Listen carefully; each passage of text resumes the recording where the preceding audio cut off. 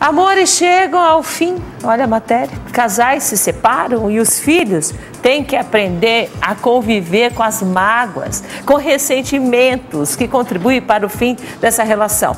Um dos pais, geralmente, que se sente abandonado, passa a manipular os filhos para que esses se afastem, até mesmo odeiem aquele que deixa o lar, que fica falando popular, fica falando na cabeça. Isso se chama alienação parental. E Luciano Bettiati está aqui para falar um pouco mais sobre esse assunto.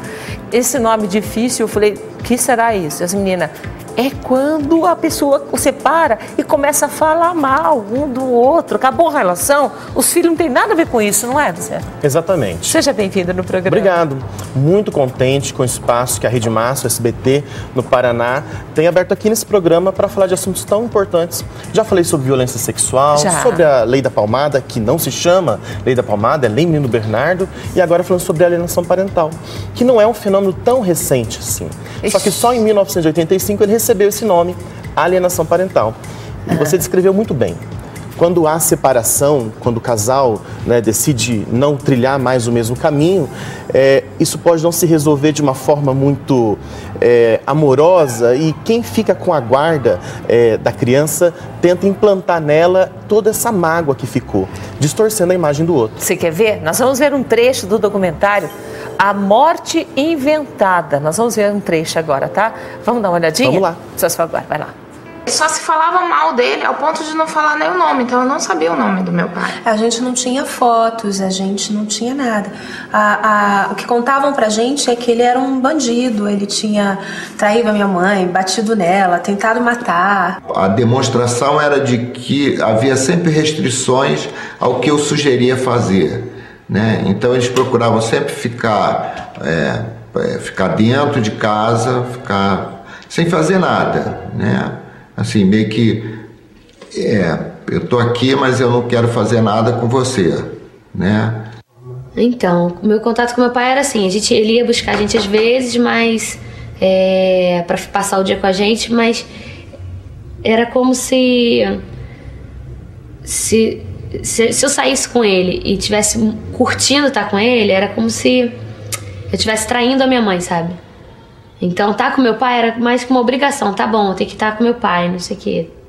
Mas se eu chegasse em casa e falasse pra minha mãe, a gente foi pra Petrópolis, foi ótimo, a gente fez isso, passeou, andou de skate no aterro do Flamengo, deu comida pros pombos no Largo do Machado e tal.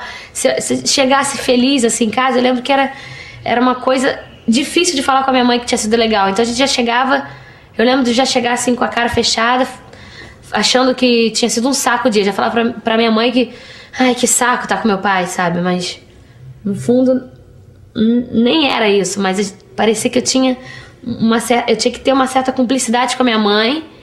E se eu achasse legal sair com meu pai, era como se eu estivesse traindo a minha mãe, sabe? Não, e ela emocionada, falando e emocionada, você vê? Todos os gestos que o corpo da gente fala, o corpo fala. E a situação dela, pra que isso? E um forte sentimento de mágoa nas relações. Na verdade, a criança ela é ensinada, adestrada a odiar o outro. Então, vai contra o sentimento natural de amar pai e mãe.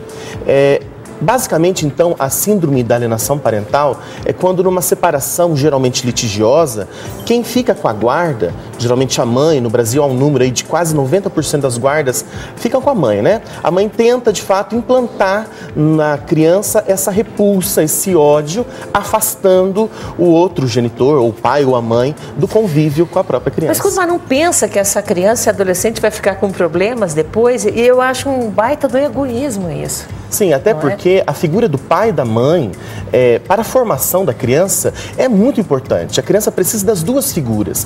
Isso é importante para o desenvolvimento saudável, intelectual, emocional da criança. E quando ela é estimulada a odiar o outro, isso vai causar outros problemas de ordem social, inclusive, de conduta em sala de aula, de conduta na sociedade. Nós sabemos que o prejuízo para a criança é muito grande. Então, o alerta é para que os casais resolvam entre si as pendências. Até porque muitas separações não acontecem mesmo de forma amigável, né, Clara? Mas o fato é que a criança não pode pagar o preço. E aí, com certeza, vai ter que fazer um trabalho trabalho psicológico, né? Vai ter que Daí fazer. E quando os pais percebem que tem alguma coisa... Mas será que eles percebem, gente, nessa montoeira de raiva, de ódio, de mágoa? Será que eles percebem que estão fazendo mal? Sim. A criança, ela começa... O adolescente, ele começa... Quais são as atitudes? O que ele começa? Na verdade, é uma ação consciente da parte que está com a guarda da criança. Também pode acontecer de quem não está com a guarda, no momento que fica com a criança, alienar a criança contra aquele que tem a guarda. Na verdade, a alienação parental ela pode acontecer dos dois lados e não envolve só o pai e a mãe, mas os avós, o restante da família. O fato é que a criança pode começar a apresentar sinais dessa desordem emocional causada por essa influência, esse ensinamento em odiar o outro, né? E um professor, um parente próximo pode perceber essa angústia que a criança está passando e pode sim recorrer, inclusive, à justiça para terminar com esse processo. Há alguns anos atrás, agora é um tanto recente, foi aprovada então a lei que combate a alienação parental, que pode inclusive punir o alienante, aquele que está causando a violência, com a inversão da guarda.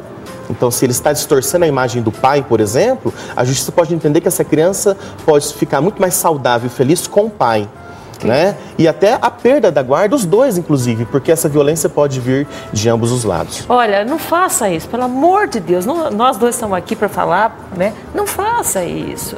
Você terminou, bola para frente. Vai, se precisar, busque ajuda psicológica, terapia. Mas não faça isso, os filhos da gente não tem nada a ver com isso, tá? Bom, obrigado pelo carinho, obrigado mesmo, você é ótimo, nosso professor. E vamos para outros assuntos, logo combina com a nossa produção. Ele diz que gosta de vir aqui, que dá, né? Todo mundo fala, assistindo o programa. Tem uma repercussão enorme entre os conselhos tutelares. Um abraço, conselheiros tutelares de todo o Brasil. Obrigada mesmo. Eu vou falar da minha azulzinha, se quiser experimentar a papinha, fica à vontade. Olha, olha,